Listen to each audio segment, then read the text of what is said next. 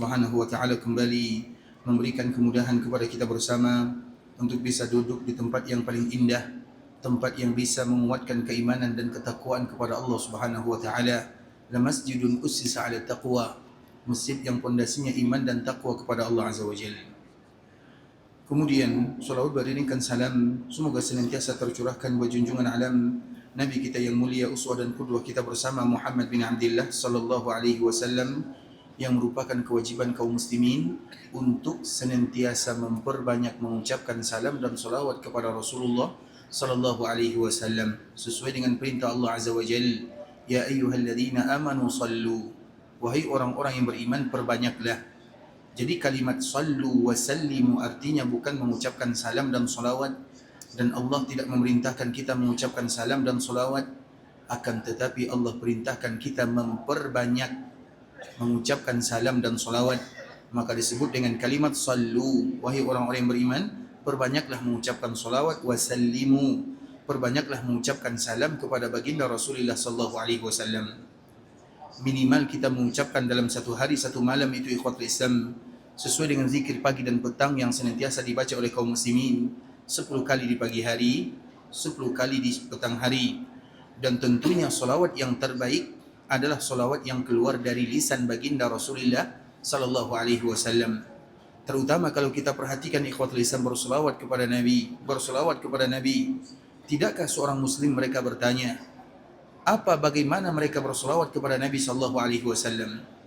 Karena ibadah ini ikhwatul Islam ibadah yang tidak dimiliki kecuali oleh baginda Rasulullah sallallahu alaihi wasallam. Makanya cari salawat yang keluar dari lisan Nabi sallallahu alaihi wasallam. Kalau kita perhatikan hadis-hadis ikhwatul Islam, yang pertama hadis Hujrah atau Abdurrahman Abu Sa'id Al-Khudri, begitu juga Abu Mas'ud Al-Ansari, begitu juga dengan sahabat-sahabat yang lainnya, Ka'ab bin Ujrah radhiyallahu taala anhu, dari Abdurrahman bin Abi Laila. Pertanyaan mereka itu semuanya sama, ya Rasulullah hadas salam, ya Rasulullah ini adalah salam. Maknanya mengucapkan salam kepada Nabi semua orang tahu. Kenapa demikian? Karena salam mulai dari zaman Nabi Adam sampai zaman Nabi sallallahu alaihi wasallam kalimatnya sama, assalamualaikum.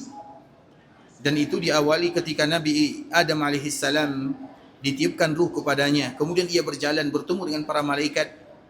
Maka Nabi Adam mengatakan assalamualaikum. Para malaikat jawab waalaikumsalam warahmatullah. Kemudian Allah kembali mengatakan kepada Adam, wahai Adam, itu adalah salammu dan salam semua keturunanmu. Jadi salam itu ikhwan Islam tak akan pernah berubah. Sedangkan salawat itu hanya untuk baginda Rasulullah sallallahu alaihi wasallam semata, tidak ada pada nabi yang lainnya. Sehingga para sahabat semua mereka pertanyaannya sama, ya Rasulullah, hadas salam. Ini adalah salam, fa kaifa nusalli alaika? Bagaimana kami mengucapkan salawat kepadamu? Pertanyaan dari sahabat ini bisa dari dua makna. Mereka bertanya, ya Rasulullah, bagaimana cara kami mengucapkan salam? Yang pertama, mereka tak tahu bagaimana cara mengucapkan salawat kepada Nabi, karena memang ini ibadah khusus untuk Nabi sallallahu alaihi wasallam. Yang kedua, para sahabat itu tahu tentang mengucapkan salawat. Mereka ahli dalam bahasa. Mereka yang paling pandai merangkai kata untuk memuji baginda Nabi yang mulia. Mereka yang terbaik dari semua sisi, dari sisi agama, dari sisi wara', dari sisi tawadhu, dari sisi bahasa, semua mereka punya. Kemudian mereka bertanya, fa kaifa nusalli?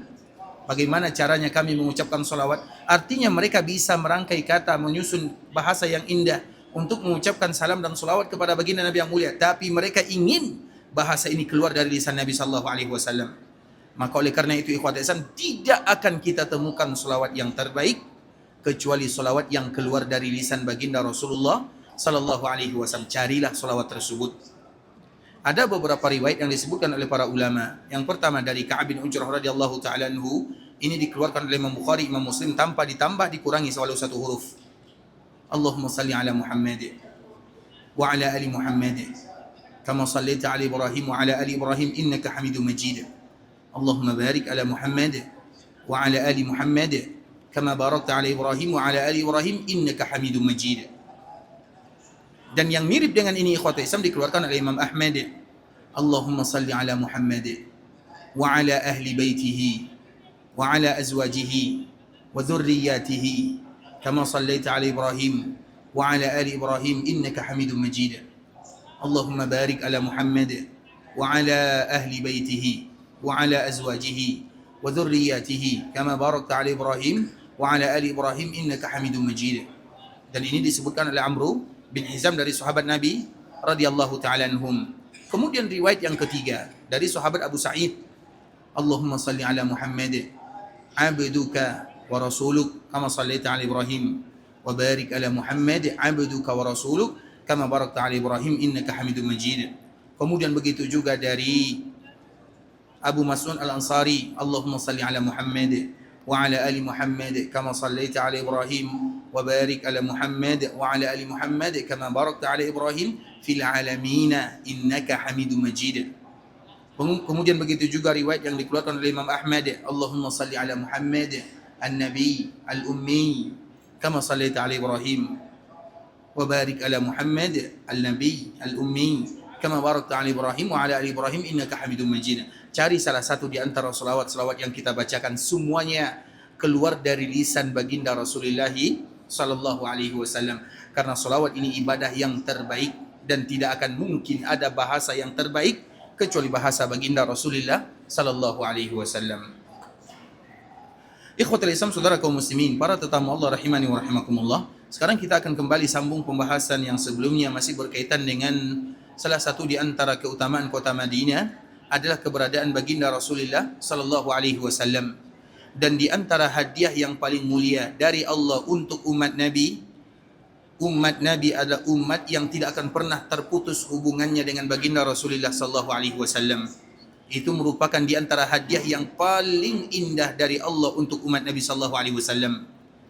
Nabi sallallahu alaihi wasallam tidak akan terpisah dari umatnya, dan umat Nabi sallallahu alaihi wasallam akan senantiasa berhubung dengan baginda Rasulullah sallallahu alaihi wasallam. Memang Nabi sallallahu alaihi wasallam sudah dipanggil oleh Allah azza wajalla, dan kemarin kita telah ceritakan sedikit bagaimana wafatnya Nabi sallallahu alaihi wasallam dan di mana Nabi wafat. Namun yang harus kita ketahui ikhwatul Islam, satu-satunya perkuburan para nabi yang ada di dunia yang semua orang sepakat dengannya adalah perkuburan baginda Rasulullah sallallahu alaihi wasallam. Dan itu adalah hadiah terindah dari Allah untuk umat Nabi sallallahu alaihi wasallam, dan kita ini adalah umat Nabi sallallahu alaihi wasallam. Hadiah terindah dari Allah kepada kita sebagai umat Nabi sallallahu alaihi wasallam adalah baginda Rasulullah sallallahu alaihi wasallam, baik di kala Nabi hidup atau setelah Nabi wafat. Setelah Nabi wafat itu juga hadiah terindah dari Allah, karena semua kaum muslimin mereka mengetahui di mana Nabi wafat dan di mana Nabi dikuburkan. Siapapun kaum muslimin yang ditanya di mana Nabi kalian berada, semua kita akan mengatakan di Madinah. Dan itu tidak akan didapatkan pada umat sebelumnya dan nabi-nabi sebelumnya. Semua para nabi yang ada di dunia, jumlah mereka 124.000, bukan jumlah yang sedikit. Maka tidak akan ada di antara kita yang tahu secara pasti di mana dikuburkan. Nabi Adam tidak ada yang tahu. Nabi Nuh tidak ada yang tahu. Nabi Ibrahim tidak ada yang tahu di mana dikuburkan. Nabi Musa yang itu merupakan nabi orang-orang Yahudi, kalau orang Yahudi ditanya sampai sekarang di mana nabi kalian berada, tidak akan ada yang tahu. Begitu juga ditanya umat-umat sebelumnya di mana nabi kalian, tidak ada yang tahu. Tapi seorang muslim kalau ditanya di mana nabi kalian, semua kita mengatakan nabi kami berada di Madinah, dan kami datang ke Madinah untuk berziarah ke perkuburan nabi kami. Dan itu merupakan di antara salah satu hadiah terindah dari Allah Subhanahu wa taala. Bahkan perkuburan Nabi Hud ikhwatul Islam itu juga tidak disepakati. Apakah betul itu perkuburan Nabi Hud atau bukan? Sedangkan yang diketahui dan yang disepakati oleh kaum muslimin adalah perkuburan baginda Rasulullah sallallahu alaihi wasallam. Dan di antara bentuk kita memuliakan Nabi sallallahu alaihi wasallam adalah kita datang ke kota Madinah untuk berziarah ke perkuburan Nabi. Karena biasanya orang yang mulia, dan Nabi adalah manusia yang terbaik, yang termulia. Biasanya orang yang mulia itu ikhwatul Islam, orangnya didatangi atau mendatangi. Didatangi itu kesepakatan kita bersama. Orang yang mulia itu biasanya kita yang datang. Makanya kenapa kita datang ke kota Madinah? Salah satunya untuk memuliakan baginda Nabi sallallahu alaihi wasallam. Bukan Nabi yang datang ke tempat kita. Pernah Nabi datang ke tempat kita? Pernah atau tidak? yang mengatakan Nabi pernah datang ke tempat kita berarti mereka telah menghinakan Nabi sallallahu alaihi wasallam. Mereka hinakan Nabi karena mereka paksa Nabi datang. Kita yang datang kalau kita cinta Nabi, kita muliakan Nabi, kita yang datang ke kota Madinah. Kita datang ke kota Madinah berziarah ke perkuburan Nabi, kemudian kita mengucapkan assalamu alayka ya Rasulullah wa rahmatullahi wa barakatuh. Sallallahu wa sallama wa baraka alayka wa jazaka afdala ma jaza nabiyyan an ummati. Inilah kalimat bahasa doa terindah dari umat yang cinta kepada nabinya ketika Allah mudahkan mereka berziarah ke perkuburan baginda Rasulullah sallallahu alaihi wasallam. Sudah hafal doanya? Kita selalu mengatakan yang tidak hafal doanya tidak boleh pulang sampai dia hafal doanya, dan yang pulang semoga kembali lagi. Artinya ikhwat Islam, jangan pulang dulu, hafal dulu doa berziarah ke perkuburan Nabi, hadiah terindah. Hadiah yang kita berikan kepada Nabi hanya sekedar doa sedikit. Assalamu alayka ya Rasulullah wa rahmatullahi wa barakatuh. Sallallahu wa sallama wa baraka alayka wa jazaka afdala ma jaza nabiyyan an ummati. 3 kalimat sahaja. Yang pertama salam. Assalamu alayka ya Rasulullah wa rahmatullahi wa barakatuh. Keselamatan untukmu ya Rasulullah, rahmat dan keberkahan. Yang kedua salawat. Sallallahu wa sallama wa baraka alayka. Salawat, salam, keberkahan dari Allah untukmu. Wa jazaka afdala, kami berdoa bermohon meminta kepada Allah agar Allah memberikan kepadamu keutamaan, kemuliaan, keberkahan, kelebihan, semuanya afdal, yang terbaik. Ma jaza nabiyyan an ummati, sebagaimana Allah berikan kemuliaan kepada para nabinya. Itu adalah doa yang paling singkat, hadiah terindah seorang mukmin yang dimudahkan datang ke kota Madinah untuk berziarah ke perkuburan baginda Nabi sallallahu alaihi wasallam. Jangan hanya sekedar mereka mengucapkan salam kemudian mereka tinggalkan Nabi, karena itu belum cukup dan tidak cukup untuk berziarah ke perkuburan baginda Rasulullah sallallahu alaihi wasallam sampai mereka sempurnakan kalimat-kalimat yang terkumpul di dalamnya salam, salawat dan doa. Dan di dalam kalimat ini terkumpul ketiganya. Assalamu alayka ya Rasulullah wa rahmatullahi wa barakatuh. Sallallahu wa sallama wa baraka alayka wa jazaka afdala ma jaza nabiyyan an ummati. Sudah hafal? Sudah hafal atau belum? Ingat ya, yang tak hafal tak boleh balik, tak boleh pulang. Berziarah dulu ke perkuburan Nabi sallallahu alaihi wasallam, karena itu adalah hadiah termulia terindah dari Allah Subhanahu wa taala. Kita ulang 1 kali atau 2 kali ikhwatul Islam bagi yang belum hafal. Assalamu alayka ya Rasulullah wa rahmatullahi wa barakatuh. Sallallahu wa sallama wa baraka alayka wa jazaka afdala ma jaza nabiyyan an ummati. Assalamu alayka ya Rasulullah wa rahmatullahi wa barakatuh. Sallallahu wa sallama wa baraka alayka wa jazaka afdala ma jaza nabiyyan an ummati. Sudah hafal? Dan semoga Allah Subhanahu wa taala mudahkan nanti kita untuk menghafalnya, terkhusus sebelum kita meninggalkan tanah kelahiran atau tanah kampung halaman baginda Rasulullah sallallahu alaihi wasallam. Dan kemarin kita juga telah menjelaskan ikhwatul Islam, di antara salah satu tempat yang paling mulia di kota Madinah atau tempat yang kita ziarahi di kota Madinah adalah perkuburan baginda Rasulullah sallallahu alaihi wasallam. Perkuburan Nabi sallallahu alaihi wasallam dikuburkan di rumah ibunda Aisyah radhiyallahu taala anha pada hari Senin tanggal 12 Rabiul Awal tahun 11 daripada Hijriah. Maknanya Nabi datang ke kota Madinah di bulan Rabiul Awal di hari Senin.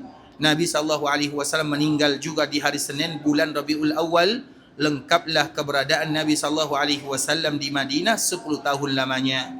Jadi pas keberadaan Nabi sallallahu alaihi wasallam di Madinah 10 tahun. Datang ke Madinah hari Senin, meninggalkan Madinah, meninggalkan alam ini juga di hari Senin di bulan Rabiul Awal, sehingga Nabi sallallahu alaihi wasallam berada di Madinah 10 tahun lamanya. Kemudian di antara salah satu yang dikatakan oleh Nabi sallallahu alaihi wasallam sebelum Nabi sallallahu alaihi wasallam meninggal, Allahumma la taj'al qabri wasanan yu'bad. Allahumma la taj'al qabri wasanan yu'bad. Ya Allah, jaga perkuburanku. Maka dari saat itulah ikhwatul Islam, Allah Subhanahu wa taala akan menjaga perkuburan Nabi sallallahu alaihi wasallam. Dan siapapun kaum muslimin yang berada di kota Madinah ingin berziarah ke perkuburan Nabi, senang mereka untuk berziarah ke perkuburan Nabi sallallahu alaihi wasallam. Sedangkan nabi-nabi yang lainnya tidak ada yang tahu. Dan di antara bentuk Allah menjaga perkuburan Nabi, karena Nabi berdoa sebelum Nabi wafat. Kalau sekiranya Nabi tidak berdoa dengan kalimat ini sebelum Nabi wafat, maka kita tidak akan tahu di mana Nabi kita berada untuk selama-lamanya. Allah akan rahasiakan di mana Nabi, sebagaimana Allah rahasiakan di mana para Nabi sebelumnya. Namun Nabi SAW menyebutkan, Allahumma la taj'al qabri wasan. Ya Allah, jangan jadikan perkuburanku sebagai wasan. Wasan itu maknanya ikhwatul Islam, sesuatu yang diibadati selain Allah Azza wa Jal. Kenapa demikian? Dan mengapa Allah Subhanahu wa taala menyembunyikan perkuburan para nabi sebelumnya? Karena rata-rata semua umat Nabi tersebut, ikhwatul Islam, mereka menyalahgunakan perkuburan nabinya. Mereka menyalahgunakan perkuburan para nabi tersebut. Sehingga yang pertama kali mereka beribadah kepada Allah, kemudian mereka pada akhirnya beribadah kepada selain Allah Subhanahu wa taala. Maka itulah rahasianya. Dan kita harus tahu ikhwatul Islam, yang pertama kali beribadah kepada selain Allah Subhanahu wa taala adalah kisah yang disebutkan oleh Allah Subhanahu wa taala tentang umat Nabi Nuh.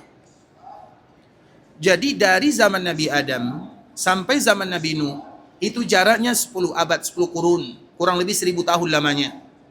Secara umum sebagaimana riwayat yang disebutkan oleh Imam Al-Hakim dalam kitab Al-Mustadrak, dari Nabi Adam kepada Nabi Nuh kurang lebih 1000 tahun lamanya. Dari Nabi Nuh kepada Nabi Ibrahim kurang lebih 1000 tahun lamanya, 10 kurun. Dari Nabi Ibrahim kepada Nabi Musa kurang lebih 700 tahun lamanya. Dari Nabi Musa kepada Nabi Isa kurang lebih 500 tahun lamanya. Dari Nabi Isa kepada Nabi Muhammad SAW kita semua tahu, yaitu kurang lebih 600 tahun lamanya. Itu merupakan di antara jarak. Nah, jarak antara Nabi Adam kepada zaman Nabi Nuh itu adalah zaman yang terbaik, karena tidak ada kesyirikan orang yang beribadah kepada selain Allah di dunia. Semuanya menyembah Allah di dunia. Tidak ada kesyirikan di dunia, kecuali yang ada adalah kejahatan. Dan kejahatan pertama itu adalah yang terjadi antara kedua orang anak Adam. Terlepas daripada namanya, pembunuhan yang pertama kali terjadi di dunia. Itulah kejahatan pertama yang terjadi di dunia. Tapi itu bukan kesyirikan, namun kejahatan. Kemudian ikhwatul Islam, kapan terjadi? Disebutkan oleh Allah Subhanahu wa taala dalam surat Nuh.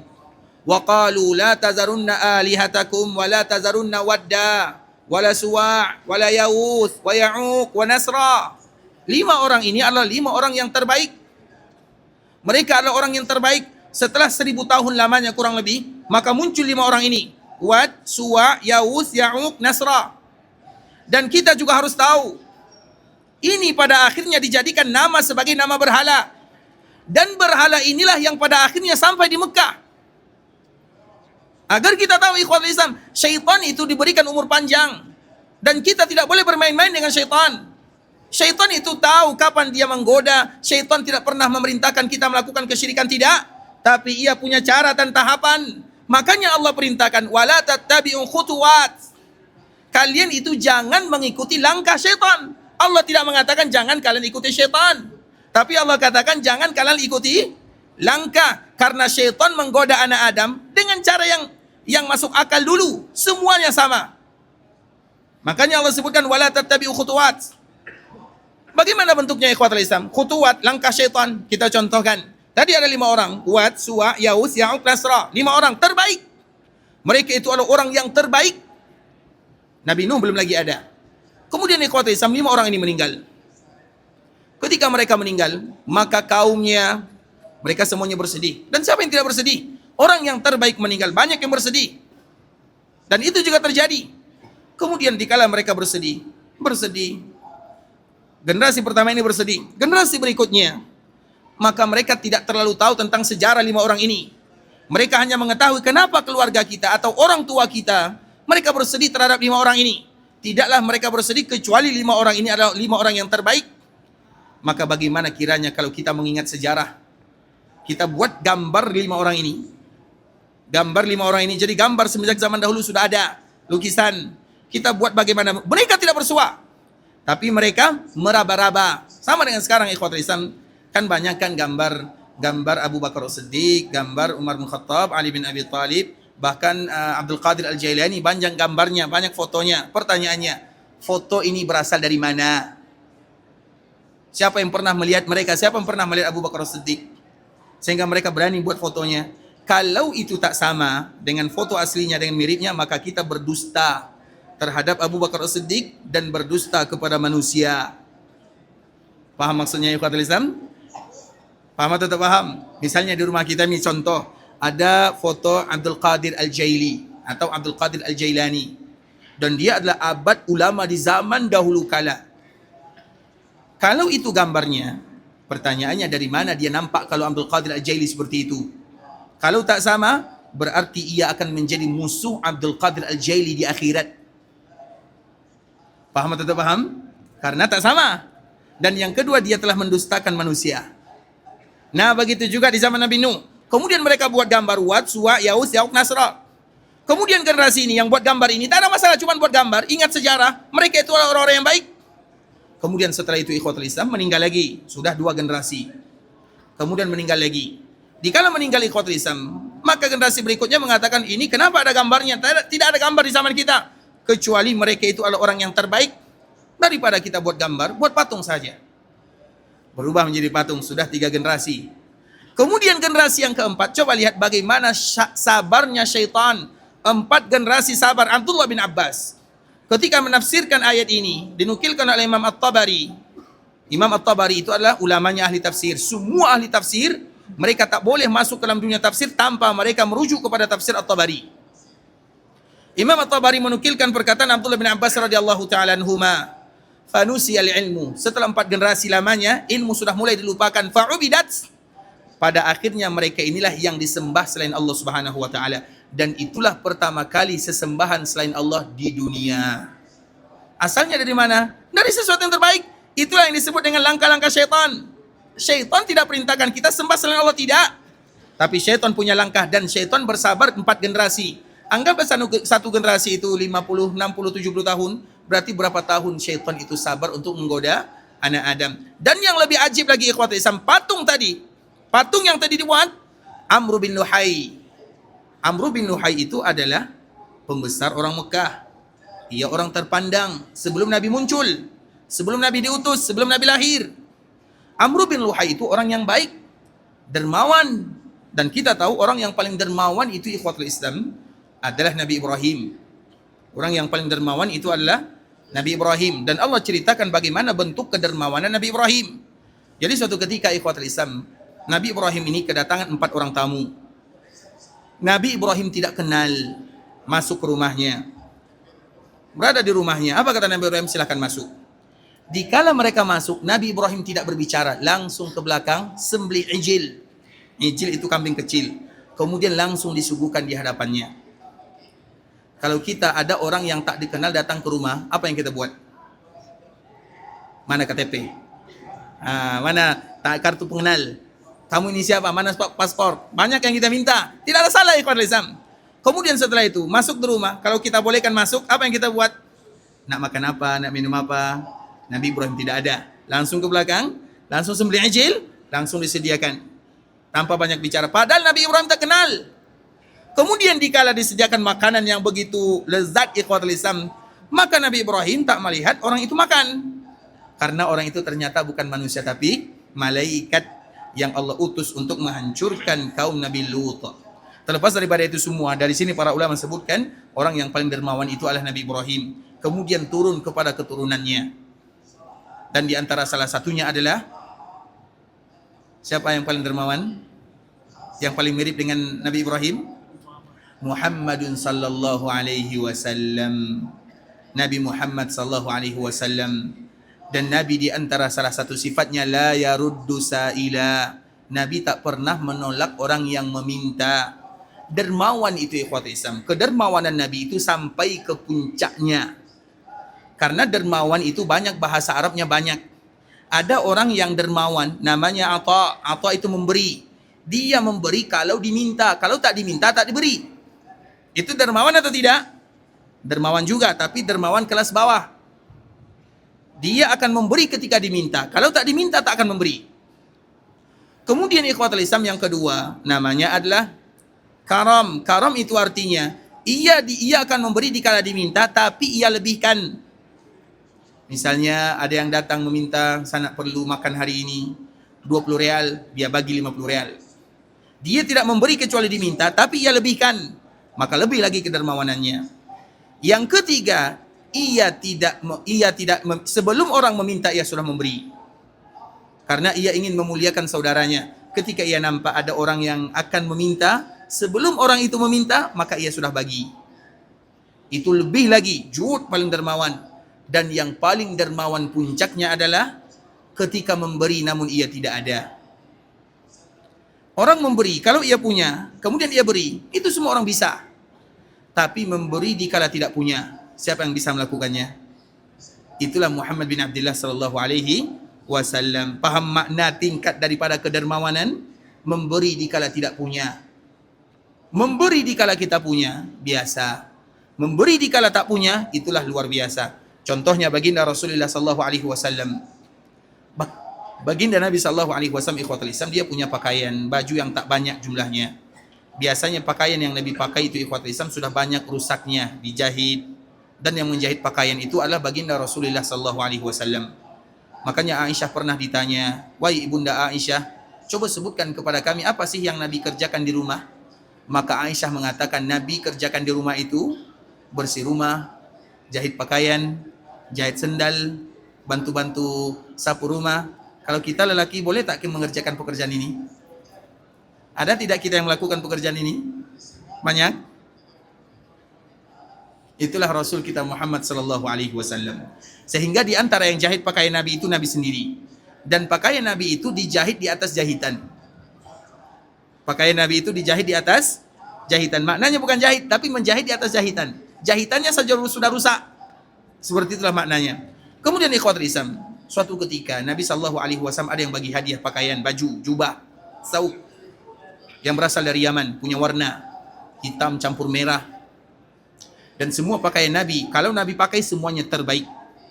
Kemudian ikhwatul Islam, dikala Nabi ambil baju ini, langsung Nabi pakai. Nabi pakai karena memang Nabi tak punya banyak pakaian. Kemudian dikala Nabi pakai, Nabi keluar, berjumpa dengan sahabat-sahabat yang lain dengan pakaian yang indah, baru dapat hadiah. Kemudian tiba-tiba ada sahabat, "Ya Rasulullah, berikan pakaian itu untukku. Berikan pakaian yang kamu pakai ini untuk diriku." Kita kalau berada di posisi Nabi, apa jawabannya? Pakaian baru pakai, dan kita pakai karena memang tak ada pakaian yang lain. Kemudian tiba-tiba ada yang minta, apa jawabannya? Nah, bisa dibandingkan bagaimana keadaan Nabi sallallahu alaihi wasallam. Kemudian Nabi tanpa banyak bicara langsung masuk ke rumah. Kemudian Nabi ganti, pakai lagi pakaian yang sebelumnya. Kemudian pakaian yang baru dibagi hadiah ini, Nabi bungkus, Nabi lipat dengan baik. Kemudian Nabi keluar, "Aina sa'il?" Mana tadi yang meminta? Maka sahabat ini angkat tangan, "Saya Rasulullah." Maka Nabi bagi kepada orang yang tadi meminta. Jangankan kita, sahabat yang nengok kejadian ini semuanya marah kepada orang yang tadi meminta. Semuanya. Tapi mereka tak berani berbicara. Mereka matanya tajam macam nak makan orang. Itulah istilahnya. Jadi sahabat itu semuanya marah. Dan sahabat yang meminta ini diam saja karena dia tahu resikonya. Orang akan marah. Tapi ia punya tujuan lain.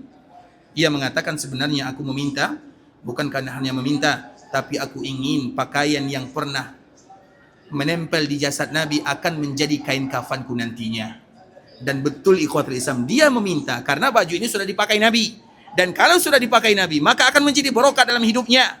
Terkhusus dikala ia akan bertemu dengan Allah Azza wa Jalla. Kemudian dikala ia meninggal, ia berpesan, "Kafankan aku dengan baju yang dulu pernah dipakai oleh Nabi sallallahu alaihi wasallam." Barokah hidupnya. Dan para sahabat tidak ada yang tahu. Walaupun dia, sahabat yang lain marah di awal dia meminta, tapi ia punya tujuan yang lain. Terlepas daripada itu semua ikhwatul Islam, kita lihat bagaimana Nabi sallallahu alaihi wasallam. La yaruddu sa'ila, tidak pernah menolak permintaan. Dan kedermawanan Nabi turun dari ayahnya. Dan ayah Nabi sallallahu alaihi wasallam namanya adalah Ibrahim. Bahkan Nabi sallallahu alaihi wasallam sebutkan, "Ana da'watu abi." Saya ini adalah karena hasil daripada doa ayahku Ibrahim. Padahal jarak antara Nabi Ibrahim dan Nabi Muhammad berapa tahun? Tadi berapa tahun? Siapa yang masih ingat? Yang jawab angkat tangan. Taib, yang belakang berapa tahun? Berapa? 600 tahun. Masya Allah, Allah membarik, semoga bisa memberikan manfaat. Dia bisa bagi Masya Allah, sehat selalu ya. Diberikan kemudahan, kelancaran walau jawabannya salah. Tapi ikhwatul Islam, kita lanjutkan lagi. Berapa tadi jaraknya? Berapa? Dari Nabi Ibrahim kepada Nabi Musa 700 tahun. Dari Nabi Musa kepada Nabi Isa 500 tahun. Dari Nabi Isa kepada Nabi Muhammad sallallahu alaihi wasallam 600. Berapa jumlahnya? 1800 tahun. Tapi apa kata Nabi sallallahu alaihi wasallam? Ana da'watu Abi Ibrahim. Aku ini karena doa ayahku Ibrahim. Jarak mereka itu kurang lebih hampir 2000 tahun lamanya. 2000 tahun. Dan itu bukan masa yang kejap, ikhwatul Islam, lama. Maknanya ikhwatul Islam, berdoalah sebanyak-banyaknya kepada Allah Azza wa Jalla. Iya, mungkin doa kita sekarang belum dikabulkan. Bisa jadi untuk cucu kita, cicit kita, keturunan kita, generasi kita, Allahu alam. Sebagaimana Allah kabulkan doa Nabi Ibrahim untuk cucunya Muhammad bin Abdullah sallallahu alaihi wasallam. Makanya dikala Nabi Ibrahim dia bangun Ka'bah al-Musyarrafah, dia berdoa kepada Allah Azza wa Jalla. Karena memang itu adalah tempat doa yang terindah, dikabulkan oleh Allah Subhanahu wa taala. Apa doa Nabi Ibrahim yang pertama? Nabi Ibrahim berdoa kepada Allah Azza wa Jalla, Rabbana taqabbal minna innaka antas samiul alim. Yang kedua, wa tub alaina innaka antat tawwabur rahim. Dua kalimat yang tak boleh dilupakan oleh kaum muslimin. Terkhusus setiap kali mereka berada di Mekah untuk beribadah, berada di tanah haram, selesai beribadah, ucapkan kalimat ini. Karena tidak ada satupun di antara kita yang bisa jamin ibadahnya diterima. Ada yang bisa mengatakan umrah yang kita lakukan mabrurah? Ada yang bertanya, yang bisa jawab kalau tadi salat maghribnya diterima? Ada yang bisa berani mengatakan kalau Quran yang dibaca diterima oleh Allah? Tidak ada yang bisa. Karena kita sadar kalau itu tak bisa, belum pasti diterima, maka mintalah kepada Allah, Rabbana taqabbal minna innaka antas samiul alim wa tub alaina innaka antat tawwabur rahim. Nabi Ibrahim ketika bangun Ka'bah, kira-kira yang perintahkan Nabi Ibrahim bangun Ka'bah siapa? Allah. Kemudian ketika Nabi Ibrahim bangun Ka'bah, kira-kira diterima oleh Allah atau tidak? Diterima atau tidak? Pasti. Tapi lihat, Nabi Ibrahim tetap berdoa kepada Allah. Sesuatu yang pasti diterima, namun Nabi Ibrahim tetap beribadah. Makanya para ulama sebutkan Khalilur Rahman, ya bani baitar Rahman yakhafu an la yuqbal. Kekasih Allah, Nabi Ibrahim yang bangun Ka'bah al-Musyarrafah, ia takut ibadahnya tak diterima. Kalau Nabi Ibrahim takut, kita lebih takut lagi ibadah tak diterima oleh Allah Azza wa Jalla. Makanya tak boleh ada yang beribadah kecuali ada rasa takut. Dari sinilah para ulama sebutkan, orang yang beribadah kepada Allah mesti harus ada tiga. Kalau salah satu yang tiga hilang, ibadah tak diterima. Ibarat burung tanpa kepala, ibarat burung tanpa sayap, tak bisa terbang, tak bisa hidup. Itulah tiga ini. Yang pertama, takut kepada Allah. Setiap kali beribadah takut tak diterima. Kemudian yang kedua, berharap kepada Allah. Setiap kali kita beribadah, maka kita mesti berharap, ya Allah terima. Jadi takut juga, berharap juga. Dan yang ketiga, beribadah kepada Allah karena cinta. Kita beribadah bukan karena terpaksa. Iya, mungkin awalnya terpaksa, kemudian akhirnya terbiasa, lama-lama menjadi cinta. Itulah cinta, cinta dalam ibadah. Tiga ini tak boleh terpisah. Siapapun yang pisahkan tiga ini, ingat apa yang disebutkan oleh para ulama. Sesiapa yang beribadah kepada Allah takut saja, karena takut saja, tak ada berharap, tidak ada cinta, maka ia adalah haruri. Haruri itu adalah khawarij. Kemudian sesiapapun yang beribadah kepada Allah berharap saja, yang penting ibadah diterima, ini pasti diterima, diterima. Dia tak ada rasa takutnya, maka itu disebut dengan murji'ah. Dan sesiapa yang beribadah kepada Allah karena cinta saja, beribadah kepada Allah, saya tak berharap surga dan saya tak takut neraka, yang penting ibadah, itu disebut dengan zindiq. Dan barang siapa yang beribadah kepada Allah dengan tiga ini, rasa takut, berharap, cinta, fahuwa mu'minun muwahhid, maka ia adalah seorang mukmin yang betul-betul beribadah kepada Allah Azza wa Jalla.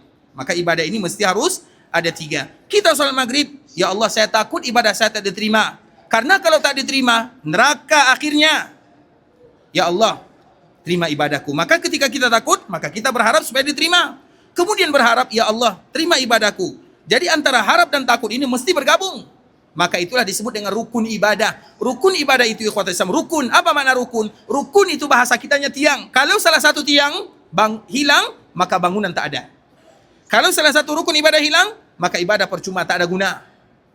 Maka itu disebut dengan rukun ibadah. Salah satunya adalah takut, dan itu dicontohkan oleh Nabi Ibrahim. Rabbana taqabbal minna. Ya Allah, terima amal ibadah kami. Innaka antas samiul alim wa tub alaina innaka antat tawwabur rahim. Selesai kita tawaf, selesai kita sa'i, selesai kita umrah, selesai kita berada di Masjid Nabawi, selesai kita dari tanah haram, Rabbana taqabbal minna. Ucapkan kalimat ini berkali-kali.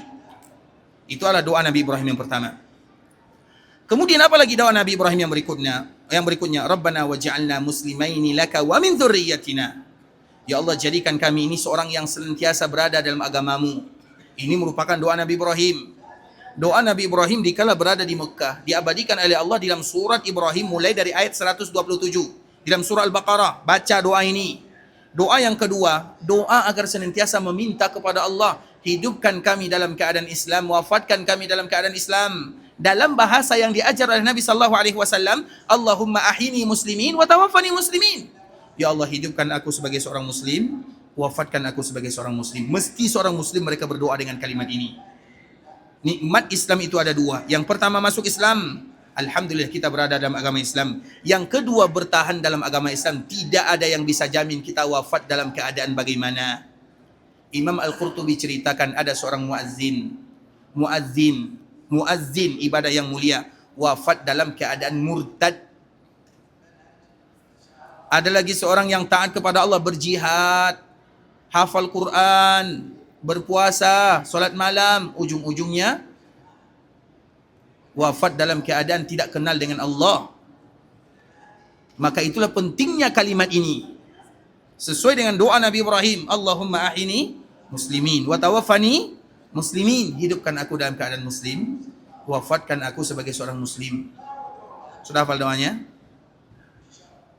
Hafal atau belum? Jadi macam mana nih kalau belum hafal? Hafallah. Saya pernah mendengar ikhwatul Islam, ada orang yang balik umrah. Dia balik umrah. Kemudian sampai di kampung halaman dia mengatakan, Alhamdulillah. Dia masih sebut Alhamdulillah. Saya di Mekah dapat hidayah. Nabi Isa datang. Pada akhirnya dia berada dalam agama Nasara. Pulang umrah. Siapa yang bisa jamin? Siapa yang bisa jamin kalau dia wafat dalam keadaan muslim? Siapa yang bisa jamin? Makanya di antara nikmat yang terbesar, wafat dalam keadaan Islam. Hidup dalam keadaan Islam, alhamdulillah Allah bagi kita kemudahan. Baik lahir dalam keadaan Islam, kampung halamannya muslim, alhamdulillah. Dapat hidayah Islam, alhamdulillah. Tapi yang jauh lebih penting lagi adalah wafat dalam keadaan. Jadi macam mana nak wafat dalam keadaan muslim? Berdoa. Apa doanya? Itulah, tak hafalkan dan saya tak mau ulang. Cari sendiri. Tapi khawatir Islam, kita lanjut lagi. Waj'alna muslimaini lak wa min dzurriyyatina. Jadikan kami sebagai seorang yang senantiasa berserah diri kepadamu ya Allah, muslim. Jadi agama semua para nabi itu Islam. Mulai dari zaman Nabi Adam, Nabi Nuh, Nabi Ibrahim salah satunya muslim. Waj'alna muslimaini lak. Jadikan aku, anakku Ismail, muslim. Kemudian, apa lagi doa Nabi Ibrahim? Doa Nabi Ibrahim ikhwatul Islam adalah doa yang terbaik, terkhusus bagi kita yang ingin kembali ke tanah haram. Bukankah semua kita menginginkan yang demikian?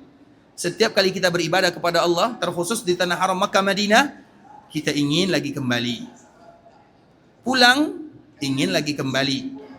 Bahkan kerinduan yang belum datang, mana yang lebih kuat dengan kerinduan yang sudah pernah datang? Mana yang lebih rindu? Yang sudah atau yang belum datang? Yang sudah datang itu rindunya lain. Yang belum datang rindu iya, tapi yang pernah datang rindunya lebih. Sehingga siapapun yang datang ke tanah haram Makkah Madinah pasti mereka ingin datang lagi. Tentu kita kalau ingin datang lagi berusaha pasti, berdoa juga iya. Pertanyaannya apa doanya? Apa doanya? Saya tak mau beritahu lagi ya. Doanya juga disebutkan oleh Allah Subhanahu wa taala dalam ayat ini agar kita tahu doa Nabi Ibrahim itu terbaik. Doanya adalah singkat saja, wa arina manasikana. Wa arina manasikana. Apa makna wa arina manasikana? Wa arina. Ya Allah, perlihatkan kepada kami manasiknya. Apa makna perlihatkan kepada kami manasiknya? Apa maknanya? Biasanya kalau kita sebelum melaksanakan ibadah ini, apa yang kita buat? Manasik. Kemudian manasik itu di mana berlaku, di mana kita akan lakukan? Di mana kita akan melakukannya? Tawaf di mana? Tidur nih semua nih. Di Ka'bah. Sa'i di mana? Dekat Ka'bah juga. Maknanya ya Allah kembalikan lagi kami untuk melakukan manasik di sana. Bukankah itu doa yang terbaik? Wa arina mana? Sikana. Baik, apa lagi doa Nabi Ibrahim? Doa Nabi Ibrahim khusus untuk Nabi sallallahu alaihi wasallam. Rabbana wab'ats fihim rasulam min anfusihim. Ya Allah, utuslah dari tempat ini, tempat yang tadi dibangun oleh Nabi Ibrahim bersama anaknya Ismail. Utus dari tempat ini seorang nabi dari bangsanya, dari kalangannya. Dan diutuslah oleh Allah yang bernama Muhammad bin Abdullah sallallahu alaihi wasallam. Padahal Nabi Ibrahim jarak antara Nabi dengan Nabi Muhammad hampir 2000 tahun lamanya. Allah baru kabulkan setelah 1800 tahun. Makanya dari sini ikhwatul Islam, jangan pernah bosan berdoa kepada Allah terkhusus untuk anak dan keturunan. Ya Allah, lahirkan dari anak dan keturunanku mereka yang bisa memberikan manfaat untuk Islam dan kaum muslimin. Doakan yang terbaik. Lahirkan dari keturunanku ya Allah mereka-mereka yang bertakwa, mereka yang saleh, mereka yang terbaik, mereka yang kau ridai. Kenapa kita tak berdoa seperti itu kepada Allah Azza wa Jalla? Terkhusus jika kita berada di tempat yang doa diijabah. Ketika Allah ijabah doa Nabi Ibrahim, maka Allah juga akan ijabah doa orang yang berdoa seperti Nabi Ibrahim di tempat Nabi Ibrahim berdoa, yaitu di Ka'bah al-Musyarrafah. Maka itu merupakan di antara kemuliaan yang luar biasa ikhwatul Islam. Kemarin waktu kita umrah, yang sudah umrah, baca tak doa ini? Baca atau tidak? Yang tak baca balik lagi. Amin. Tapi ikhwatul Islam, kita lanjutkan ya. Salah satunya adalah hadis Nabi sallallahu alaihi wasallam, ana da'watu abi Ibrahim. Aku ini adalah doa dari ayahku Ibrahim. Yang tadi sudah berdoa kepada Allah dan disebutkan oleh Allah dalam surah Al-Baqarah. Doa Nabi Ibrahim itu ikhwati Islam ada lagi dalam surah Ibrahim. Tadi dalam surah Ibrahim dan tadi dalam surah Al-Baqarah. Ada lagi dalam surah Ibrahim. Dalam surah Ibrahim namanya surah Ibrahim. Di situ juga Allah ceritakan bagaimana doa Nabi Ibrahim. Nah, pada kesempatan ini insya Allah kita sambung pada kesempatan berikutnya, atau nanti kita boleh tengok sendiri di akhir-akhir surah Ibrahim. Itulah doa-doa terbaik dari surat atau dari Nabi Ibrahim diceritakan oleh Allah dalam surat Ibrahim. Dan doa inilah yang harus dibaca oleh kaum muslimin ketika Allah mudahkan rezeki, diberikan kemudahan ketika mereka berada di sana, di tempat yang dulu pernah ditempati oleh Nabi Ibrahim dan Nabi Ismail, tempatnya para nabi yang mulia, dan pada akhirnya tempat yang ditempati oleh baginda Rasulullah sallallahu alaihi wasallam.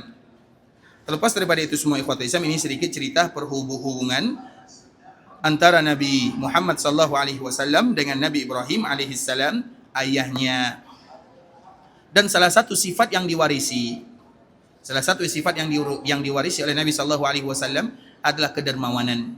Jadi kedermawanan Nabi sallallahu alaihi wasallam itu diwariskan dari ayahnya Ibrahim alaihi salam. Begitu juga dengan Nabi Ismail, ayahnya Nabi sallallahu alaihi wasallam, tapi yang lebih kuat adalah Nabi Ibrahim. Kemudian ikhwatul Islam, jadi di antara salah satu sifat Nabi dan orang-orang yang berasal dari suku Quraisy itu punya sifat yang dimiliki oleh Nabi Ibrahim, yaitu dermawan. Dan salah satu yang dermawan di tanah Mekah namanya adalah Amr bin Luhai yang tadi kita ceritakan. Amr bin Luhai itu ikhwatul Islam dermawannya luar biasa. Siapapun yang pergi haji, apalagi dulu, haji itu sudah ada sebelum Nabi. Siapapun yang pergi haji ikhwatul Islam, semua mereka dapat 1 ekor onta. Jadi hadiah dia itu 1 ekor onta. Ada yang boleh buat seperti itu? 1 ekor onta berapa harganya? Kira-kira berapa 1 ekor onta itu harganya? Yang biasa saja ikhwatul Islam sampai 50.000 rial. 50.000 rial itu yang paling biasa. Yang paling biasa lagi mungkin 30.000 rial. Yang paling rendah ikhwatul Islam mungkin 20 sampai 25.000. Itu harga 1 ekor onta. Itu yang paling murah. Nah, dia bagi orang-orang yang datang ke Mekah untuk beribadah. Kira-kira dermawan atau tidak? Sehingga ia terkenal. Jadi Amr bin Luhai itu pemimpin orang-orang yang ada di sana. Terkenal dengan kedermawanannya dan semua orang tahu. Tapi ia adalah orang yang pertama kali merubah agama Nabi Ibrahim. Apa ceritanya ikhwatul Islam? Cerita yang tadi kita sebutkan. Dia itu orang terpandang. Dia diikuti oleh orang-orang yang ada di Mekah. Kemudian dia pergi ke Syam. Ada yang sebutkan dia pergi ke tempat yang lain, ke pinggir laut. Kalau pinggir laut itu berarti dekat dengan daerah Jeddah. Dia pergi ke sana. Kemudian di saat itulah dia bertemu, dia menjumpai patung yang disembunyikan oleh iblis atau oleh jin atau oleh syaitan yang tadi kita sebutkan, Wad, Suwa, wa Yaus, Ya'un, Nasra. Wa qalu la tazarunna alihatakum wa la tazarunna waddan wa la suwa' wa la yaus wa ya'uq wa nasra. Salah satu patung ini ikhwatul Islam dijumpai oleh Amr bin Luhai, syaitan yang buat. Kemudian dibawa ke Mekah Al-Mukarramah. Ketika ia bawa ke Mekah, diletakkan di Ka'bah Al-Musyarrafah. Kemudian dia pun mulai berdoa kepadanya. Awal mula dia tidak berdoa. Kita harus ingat, orang musyrikun semuanya berdoa kepada Allah, semuanya. Makanya diceritakan oleh Allah Subhanahu wa taala, "Ma na'buduhum." Kami tidak beribadah kepada patung berhala, kami tak sembah. Ma na'buduhum. Itu yang disebutkan oleh orang-orang musyrikun. Ma na'buduhum illa liyuqarribuna ila Allahi zulfa. Kami tak pernah nyembah patung. Kami hanya sembah sebagai perantara kepada Allah. Kami ini penuh dosa. Kalau kami berdoa tak dikabulkan, maka kami jadikan patung berhala ini sebagai wasilah. Patung ini benda mulia. Ia tak berdosa. Kalau ia yang sampaikan kepada Allah, maka doa kami diterima. Kira-kira seperti ini betul atau salah? Masuk akal atau tidak? Logik atau tidak? Sebenarnya logik Islam. Kami ini bersalah, tak mungkin langsung meminta kepada Allah. Logik secara akal manusia. Kalau kita ingin mengadu kepada manusia, misalnya kita ini banyak salah kepada tetangga. Kalau kita datang nak pinjam duit, contoh kita lagi perlu nak pinjam duit, tak mungkin dibagi, kita jahat, banyak salah. Tapi kalau kita pergi ke tetangga sebelah, minta tolong supaya pinjam ke sini, kemungkinan dibagi. Itu logik secara manusia. Tapi ingat, kita tidak beribadah kepada manusia, tapi kita beribadah kepada Rabbnya manusia. Untuk beribadah kepada Allah, tidak ada ceritanya pakai wasilah, pakai tawasul. Iya, ada sebagian tawasul yang dianjurkan, tapi ibadah yang terbaik adalah mereka yang langsung meminta kepada Allah. Ya Allah, aku banyak dosa, aku banyak maksiat, aku melakukan dosa ini, kemaksiatan ini, ampunkan dosaku. Itu yang paling Allah suka. Kalaupun pakai tawasul ikhwatul Islam, kita lihat tawasul dengan amalan saleh. Ya Allah, dulu aku pernah bangun masjid, sekarang aku melakukan kesalahan. Semoga masjid yang aku bangun itu ikhlas karenamu. Ampunkan dosaku karena bangun masjid tersebut. Boleh, tak ada masalah. Contoh yang lain misalnya, ya Allah, engkau punya nama yang mulia, sifat-sifat yang indah. Engkau adalah maha penyayang, maha pengampun, maha bagi rezeki. Kita sebutkan semua nama dan sifat Allah yang mulia. Kemudian kita mengatakan, dengan sifatmu yang mulia, ampunkan dosaku ya Allah. Tak ada masalah. Atau kita bertawasul dengan doa orang yang saleh yang masih hidup. Misalnya kita kenal ada orang yang saleh, tolong doakan saya. Itu tidak ada masalah. Lebih daripada ini tak ada ikhwatul Islam. Tidak dibolehkan dalam syariat agama. Makanya kalau meminta, idza sa'alta fas'alillah wa idza sta'anta fasta'in billah. Dan itulah yang dilakukan oleh Amr bin Luhai. Awal mula itu ikhwatul Islam, iya, semua orang Quraisy mereka berdoa kepada Allah. Tak ada yang tidak berdoa kepada Allah. Dan sampai Nabi berdakwah, mereka kenal Allah. Orang Quraisy kenal Allah atau tidak? Mereka kenal Allah atau tidak? Apa buktinya? Buktinya ikhwatul Islam, nama mereka itu nama orang Quraisy, nama orang Arab, nama orang jahiliyah, itu rata-rata namanya adalah Abdullah. Abdullah itu apa artinya? Hamba Allah. Paman Nabi yang paling jahat kepada Nabi, siapa namanya? Abu Lahab. Itu nama kunyahnya. Nama aslinya siapa? Siapa nama Abu Lahab? Siapa? Siapa? Amr bin? Masya Allah. Masya Allah. Sehat selalu Pak ya. Masya Allah. Masya Allah. Tapi macamnya tak betul ya. Tapi kalau Islam lanjut, itu nama Abu Jahal. Amr bin Hisham. Abu Jahal namanya Amr bin Hisham. Tapi kalau Abu Lahab, namanya adalah, kalau bahasa kitanya, Abdul Aziz. Apa makna Abdul Aziz? Hamba yang maha agung, yang berkuasa, Aziz. Namanya Abdul Uzza. Uzza itu diambil dari Aziz. Dan itulah nama berhala orang-orang Quraisy. Nama berhala mereka itu Uzza, diambil dari Aziz. Nama berhala mereka itu Manat, diambil dari Mannan. Nama berhala mereka itu Lat, diambil dari Ilah. Jadi nama berhala orang Quraisy itu Ilah, Mannan, Aziz, semua nama Allah Subhanahu wa taala, semua. Berarti orang Quraisy beribadah kepada Allah atau tidak? Beribadah, tapi tepat atau tidak? Itu dia masalahnya. Mereka beribadah kepada Allah, tapi tak tepat beribadah kepada Allah, sehingga mereka disebut dengan musyrikun. Jadi musyrikun itu artinya ikhwatul Islam, orang musyrik. Bukan berarti tak beribadah kepada Allah.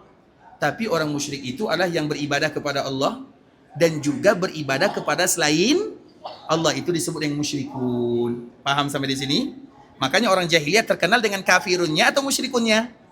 Musyrikun, musyrik jahiliyah, musyrikun. Kenapa? Karena mereka beribadah kepada Allah, tapi mereka juga beribadah kepada selain Allah. Contoh yang lain misalnya, Husain, ayahnya Imran.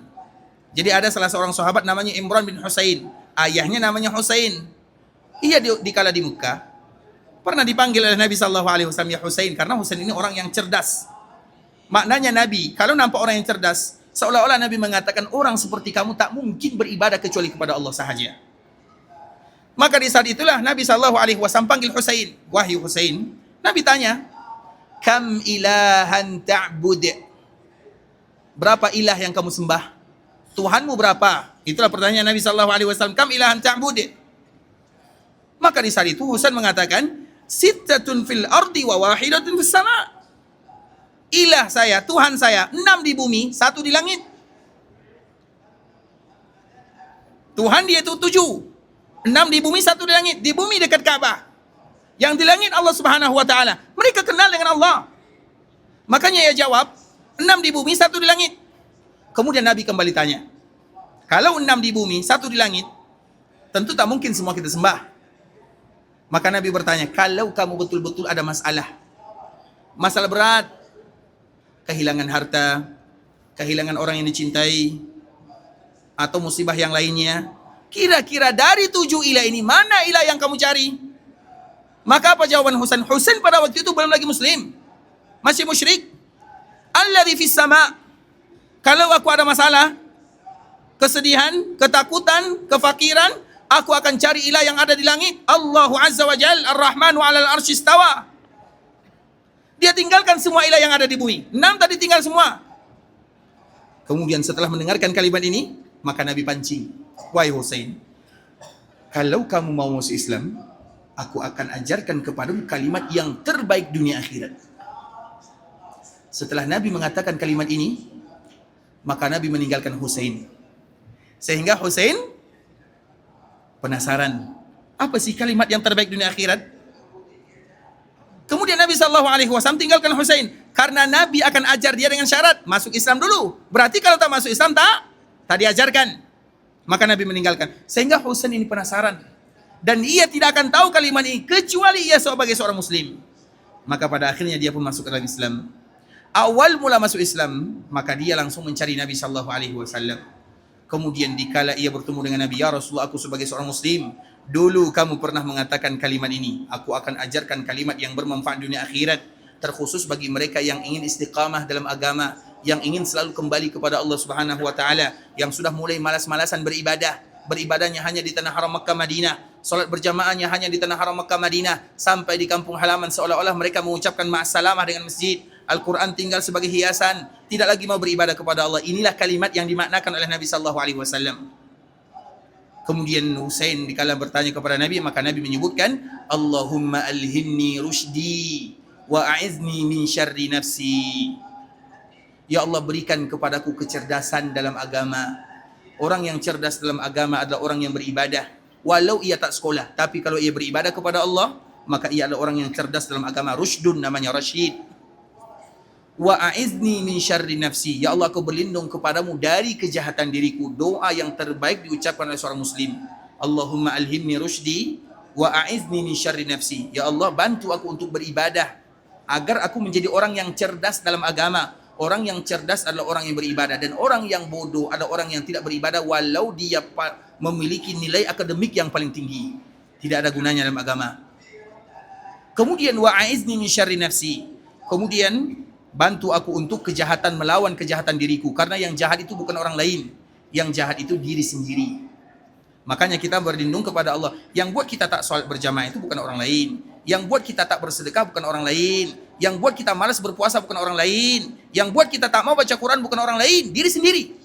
Makanya wa'idni min syarri nafsi. Kalau kita sudah mulai merasa malas-malasan, tak semangat beribadah, ulang kalimat ini, pahamkan cerita ini. maka semoga dengannya Allah Subhanahu wa taala berikan kemudahan kepada kita untuk selalu beribadah kepadanya. Baik ikhwatul Islam, agar kita tahu bahwa kalimat musyrik itu maknanya mereka beribadah kepada Allah dan mereka juga beribadah kepada selain Allah. Makanya ada salah satu kalimat kesyirikan adalah lawan dari kata ikhlas. Ikhlas itu apa lawan katanya? Riya. Riya dan sum'ah. Riya dan sum'ah itu dalam syariat agama disebut dengan kesyirikan kecil. Kenapa disebut dengan kesyirikan? Karena orang yang riya itu kira-kira beribadah untuk Allah atau tidak? Beribadah untuk Allah atau tidak? Beribadah. Tapi ia beribadah ingin pujian manusia juga atau tidak? Iya juga. Untuk Allah juga, untuk manusia juga. Maka disebut dengan riya. Dan Allah tak mau ibadah seperti itu. Misalnya ada orang yang datang melaksanakan ibadah haji. Dia ingin haji tujuannya itu supaya nanti saya dipandang di masyarakat, dipanggil Bapak Haji. Kalau saya pakai peci putih, maka saya nanti disuruh jadi imam. Itu yang dia nak. Maka ia beribadah kepada Allah, tapi ia juga mencari dari manusia. Maka disebut dengan riya. Ada orang yang salat, dia salat. Kemudian tiba-tiba datang kawan dia. Dan dia tahu ada kawan dia di sana. Dia langsung, biasanya yang dibaca Qul Huwallah, sekarang yang dibaca Amma Yatasaalun. Contoh ya. Biasanya baca Qul Huwallah saja kan. Qul Huwallah, 1 detik selesai. Tapi karena ada kawan baca Amma Yatasaalun. Kadang-kadang juga dibaca Al-Baqarah. Supaya nanti dibilang ahli beribadah. Itu riya namanya. Makanya riya itu tak ada definisinya. Nabi bagi tahu contoh sahaja. Contoh riya itu adalah ketika orang salat. Kemudian ketika ia salat, maka ia merasa ada yang melihat. Kawan dia kah, rombongan dia kah, atasan dia kah, keluarga dia kah, siapapun orangnya. Fayuzayyinu salatahu. Kemudian ia memperindah salatnya. Tadi salatnya biasa, ingin salatnya 2 menit, tapi karena ada orang jadi 10 menit. Itu riya namanya. Contoh yang lain misalnya, contoh itu riya. Dia biasa buka handphone ikhwatul Islam, biasa buka Instagram, WhatsApp misalnya, atau yang lain. Tapi pas ada kawan nampak, langsung dia buka mushaf. Allahu Akbar. Supaya nanti orang kata dia selalu buka mushaf. Itu riya namanya. Kiaskan kepada yang lain. Maka disebut dengan kesyirikan.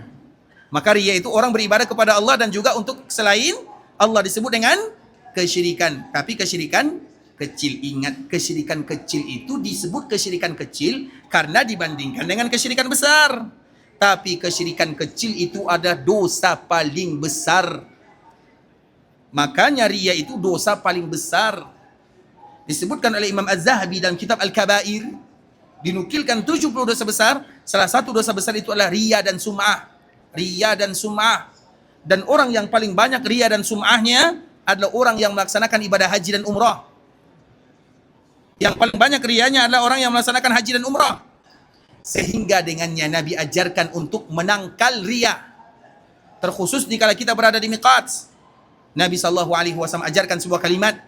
Siapapun yang ada di miqat setelah dia mengatakan labbaik Allahumma umrah atau labbaik Allahumma hajjah, maka ia pun mengajarkan atau Nabi mengajarkan Allahumma hajja la riya'a fiha wala sum'ah. Ya Allah, kami melakukan ibadah haji ini, kami melakukan ibadah umrah ini, tidak ada riya di dalamnya dan tidak ada sum'ah. Kapan kita baca kalimat ini? Ketika kita berada di miqat. Di awal kita akan memulai labbaik Allahumma labbaik, supaya ibadah ini betul-betul untuk Allah Subhanahu wa taala. Kemarin waktu di miqat baca atau tak baca? Yang tak baca umrah lagi. Hafal dulu doanya. Apa doanya? Hari ini banyak doa ya. Hari ini banyak doa. Sudah hafal sudah berapa doa tadi itu? Allahumma hajja la riya'a fiha wala sum'ah. Ya Allah, kami ibadah ini tidak ada riya, tidak ada sum'ah. Karena ibadah haji dan umrah ini ikhwatul Islam banyak masalah riya dan sum'ahnya. Halo kawan-kawan, kami sedang berada di Masjid Nabawi. Halo kawan-kawan, kami sedang berada di Raudhah. Halo kawan-kawan, kami sedang berada di sedang tawaf, sedang sa'i. Alhamdulillah selesai tawaf. Alhamdulillah selesai sa'i. Kemudian dia post di Instagram, di media sosial, di semua-semuanya. Dia ini beribadah untuk siapa kira-kira? Ustadz, itu hanya kan bagi motivasi Ustadz. Motivasi apa namanya? Kalau kita terjerumus ke dalam dosa, yang terpenting selamatkan diri dulu, baru bagi motivasi orang lain. Karena itu adalah nasihatun iblisiyah. Itulah yang disebut dengan nasihatun iblisiyah. Nasihat iblis membungkus riya dengan nasihat. Dan itulah yang dia buat ayah kita gagal. Adam alaihissalam, sehingga pada akhirnya ya Adam dikeluarkan dari surga. Apa kata iblis? Inni laminan nasihin. Aku ini bagi nasihat kepada kamu wahai Adam. Aku bagi nasihat. Nasihatnya apa ujungnya? Nabi Adam dan Hawa keluar dari surga. Maka itu disebut dengan nasihatun iblisiyah. Makanya jaga diri dulu. Sehingga riya itu disebut dengan kesyirikan kecil kalau berbanding kesyirikan besar, tapi ia adalah dosa besar. Maka di antara kewajiban kaum muslimin terkhusus bagi kita yang melaksanakan ibadah yang mulia ini, berlindung dari riya dan sum'ah seperti doa yang tadi kita ajarkan. Sudah hafal doanya? Sudah hafal atau belum? Karena kita tak hafal berarti cukup dulu sampai di sini ya. Besok kita sambung lagi. Ikhwatul Islam, saudara kaum muslimin, para tetamu Allah rahimani wa rahimakumullah. Sampai di sini pembahasan yang bisa kami jelaskan. Yang benar dari Allah Subhanahu wa taala, yang salah dari diri kami pribadi karena kurangnya ilmu kami, karena kebodohan, karena kejahilan, karena ketidaktahuan kami. Kami mohon maaf kalau ada kata-kata yang salah, kalimat-kalimat yang kurang tepat, bahasa-bahasa yang kurang bagus, penyampaian yang kurang berkenan, nasihat-nasihat yang mungkin sulit bagi kita untuk menerimanya, atau salah kami dalam menyampaikannya. Kami mohon dimaafkan. Dan kita berharap bermohon kepada Allah Subhanahu wa taala agar perkumpulan kita di dalam Masjid Nabawi ini adalah perkumpulan yang bisa mendatangkan keberkahan dalam kehidupan. Kita tamak akan ampunan Allah Subhanahu wa taala. Kita ingin akan keutamaan yang dijanjikan oleh baginda Rasulullah sallallahu alaihi wasallam. Dan di antara salah satu janji Nabi, siapapun yang ada di Masjid Nabawi dalam rangka belajar agama, maka ia sama dengan orang yang sedang berjihad di jalan Allah Subhanahu wa taala. Semoga duduknya kita di sini terhitung sebagai orang yang sedang berjihad di jalan Allah Subhanahu wa taala. Semoga dengannya pula kita berharap bermohon meminta kepada Allah agar Allah Subhanahu wa taala ampunkan dosa kita bersama, agar Allah ampunkan dosa ayah dan ibu kita. Kalau ada di antara orang tua kita yang masih hidup, ya Allah panjangkan umurnya, berikan kepada mereka kesehatan, mudahkan urusannya. Kalau ada di antara mereka yang sudah meninggal, ya Allah ampunkan dosanya, sayangi mereka, jadikan perkuburan mereka taman di antara taman-taman surga. Ampunkan dosa saudara-saudari kami, keluarga kami, tetangga kami, masyarakat kami, orang-orang yang pernah berjasa dalam hidup kami. Ampunkan dosa guru-guru kami, ulama-ulama kami, para pemimpin kami, dan ampunkan dosa seluruh kaum muslimin, baik yang masih hidup ataupun mereka yang sudah meninggal. Kalau ada di antara kami yang sakit, ya Allah berikan kesehatan dan kesembuhan. Kalau ada di antara kami yang berada dalam musibah dan masalah, selesaikan masalah dan musibahnya. Kalau ada di antara kami yang berhutang, berikan kelunasan dan kemudahan dalam hutang-hutangnya. Kalau sekiranya ada di antara kami yang ingin pergi ke Mekah untuk beribadah, terima muamal ibadahnya, kabulkan setiap doa dan permintaannya, jadikan umrahnya adalah umratan mabrura, wa sa'yan mashkura, wa dzamban maghfura. Kalau ada di antara kami yang ingin meninggalkan tanah haram Makkah dan Madinah, ingin pulang ke kampung halamannya, berikan kemudahan dalam setiap urusannya, lancarkan segala perjalanannya, kembalikan mereka kepada keluarga yang ditinggalkan dalam keadaan sehat wal afiat. Berikan kepada kami kesempatan berkali-kali untuk selalu dan selalu datang ke tanah haram Makkah dan Madinah. Berikan keberkahan dalam keluarga kami. Jadikan anak-anak kami adalah anak-anak yang saleh dan salehah. Berkahi kehidupannya. Jadikan mereka orang-orang yang mendapatkan keberkahan dunia dan akhirat. Berikan keberkahan dalam harta kami. Jadikan harta kami adalah harta yang mendekatkan diri kepadamu. Harta yang halal dan yang baik. Berikan keberkahan dalam usaha kami. Berikan keberkahan dalam keluarga kami. Jadikan keluarga kami adalah keluarga yang bahagia dunia dan akhirat. Berikan keberkahan dalam anak dan keturunan kami. Kalau sekiranya ada di antara kami yang beribadah, ya Allah berikan kepada kami keikhlasan dalam setiap amal ibadah. Berikan kepada kami kekuatan agar selalu istiqamah dalam agama. Kalau sekiranya kami wafatkan dalam keadaan husnul khatimah. Amin amin ya rabbal alamin. Subhanakallahumma bihamdika asyhadu an la ilaha illa anta astaghfiruka wa atubu ilaik. Assalamualaikum warahmatullahi wabarakatuh.